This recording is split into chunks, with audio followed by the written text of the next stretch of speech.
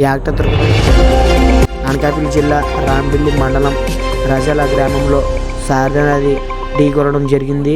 Cyclone effect వల్ల రజల గ్రామంలో శారదా నది ఢీకొనడం జరిగింది. ఇలా ముందే జరుగుతుందని తెలిసి కొమరల్ ప్రజలు మరియు రజల ప్రజలు కూడా రాత్రి 1 గంట 2 గంటల టైం అప్పుడు కూడా ఇసుకమోట్లో కలవడం జరిగింది. కానీ అది వర్కౌట్ అవ్వలేదు. ఈవేళ ఉదయం శారదా నది ఢీకొనడం జరిగింది. ఆ వరద ప్రభావం మొత్తం పంట పొలంలోకి వెళ్ళిపోయిన వల్ల పంట పొలాలు మొత్తం మునిగిపోయిన వల్ల గవర్నమెంట్ నుంచి నష్టపరిహారం ఇస్తారని కోరుకుంటున్నాము. రైతులు చాలామంది చాలా బాధపడుతున్నారు. ఎందుకంటే నా పంట పొలాలు మొత్తం మునిగిపోయిన వల్ల రైతులు పంట పొలం మీదే ఆదాయం పడి ఉన్నారు. ఆ పంట పొలం మునిగేసరికి రైతులకి కూడా చాలా బాధగా ఉంది. అలాగే కుమ్రాపల్లి మొత్తం మునిగిపోయిన వల్ల కుమ్రాపల్లి ప్రజలు ఎక్కడికి వెళ్ళని పరిస్థితిలో ఉన్నారు. ఏమన్నా వాళ్ళకి 2 రోజులు పెట్టి ఫుడ్ లేదు. గవర్నమెంట్ ఏమన్నా హెలికాప్టర్ ద్వారా ఫుడ్ పంపిస్తుందని కోరుకుంటున్నాం.